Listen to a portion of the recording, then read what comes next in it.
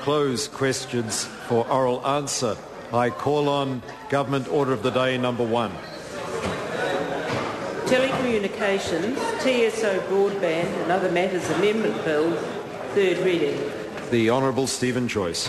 Mr Speaker, I move that the Telecommunications, TSO Broadband and Other Matters Amendment Bill be now read a third time.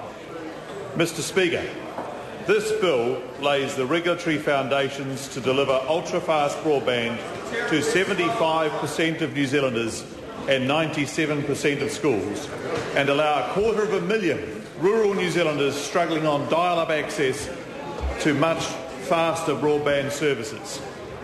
These technologies, Mr Speaker, will see us leapfrog a wide range of international... Order. I'm sorry to interrupt the member. Would members who are leaving the chamber please do so and show some courtesy to the member trying to address it.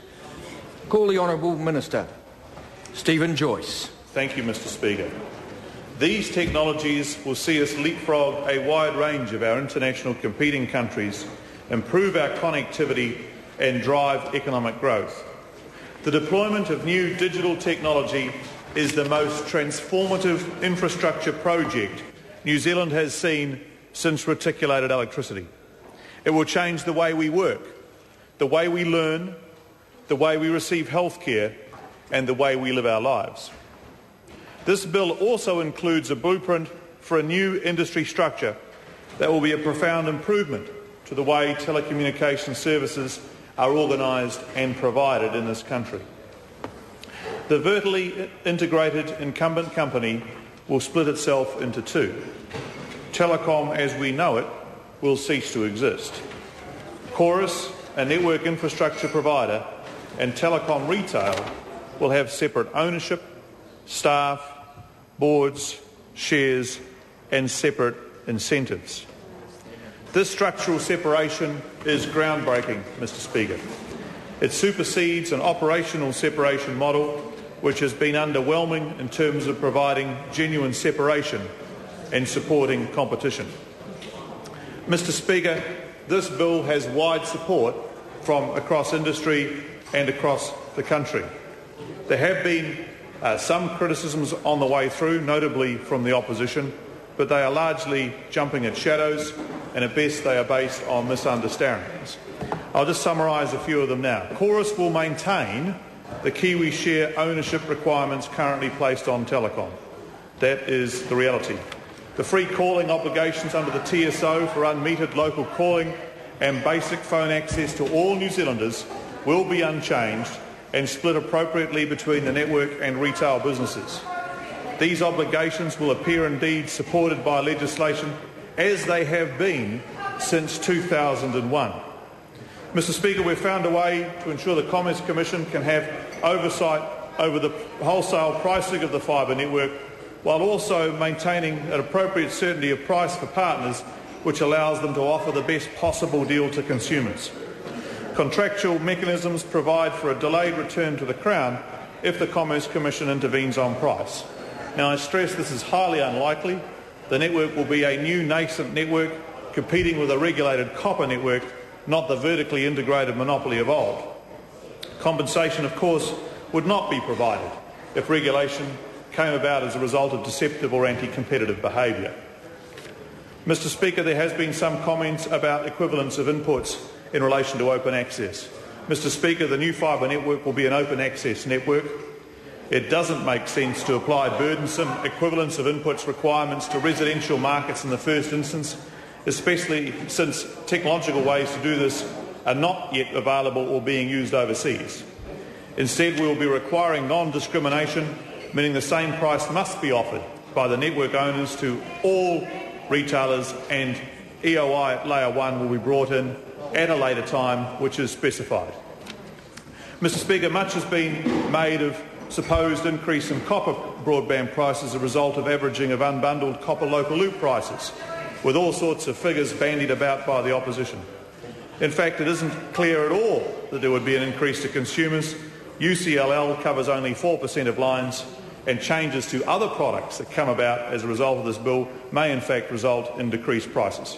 And finally, the most weird criticism of all, Mr Speaker, is that it is being either done too slowly or too quickly, depending on which part of the opposition speech you're in. This bill, Mr Speaker, has had 6 months in committee, and there has been huge amounts of consultation with the industry on the matters in this bill. Mr Speaker, the real test of this legislation and the regulatory framework it provides can be summed up, I think, in 3 questions. It is these questions that I have primarily used to test the merits of the arrangements we have set up in terms of achieving both the UFB and the RBI. Firstly, the cost to build. Because the government engaged in an authentic, competitive process to determine our partners, and because we opted for a public-private partnership, the government is getting very good value for money for its contribution to the development of rural and urban broadband. In fact, one of the criticisms from the opposition is we aren't spending more money. We are achieving a network rollout that many thought impossible, and doing so for substantially less than comparable countries overseas. The second test is the cost to consumers. These prices are genuinely competitive and genuinely accessible. Rural New Zealanders will be able to access prices for fast broadband at the same cost as their urban counterparts. Urban New Zealanders will have access to vastly superior fibre services than they've had for about the price they currently pay for copper or less. Businesses, schools and hospitals around the country will see lower cost and better performance. And because these initiatives also deliver a competitive industry structure, we can expect prices and products to get better over time. Third test, Mr Speaker, is the cost to taxpayers. We have maintained the fiscal envelope for the UFB and the RBI. We have enhanced the integrity of our regulatory system at the same time. The Commerce Commission maintains a key role in providing independent oversight over the initiative, Mr Speaker. We have made changes to the copper regime that make sense given a new environment where there is structural separation between network and retail, something that some would argue should have happened some time ago. And we have provided for the development of a new fibre network that will serve New Zealanders well for decades to come. The passing of this bill today, Mr Speaker, marks the end of the beginning towards a new era of world-class broadband infrastructure for New Zealand and the delivery of the government's broadband promises.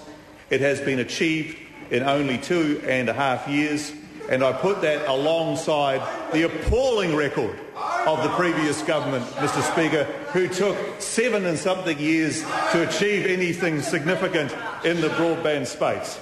Mr Speaker, I'd like to close by thanking the officials for their fine work. They have done a fantastic job. I'd also like to thank the Select Committee for its fine work. I'd like to thank the Māori Party for their support in what they know will be transformative economic infrastructure for New Zealand. I'd like to thank the members of the ACT Party who are providing their support to the bill. Mr Speaker, I commend this bill to the House.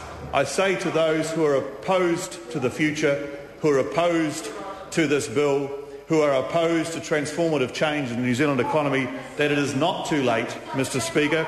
It is not too late for them to vote for this bill, and I move that it be read a third time. The question is that the motion be agreed to. Mr Speaker. I call the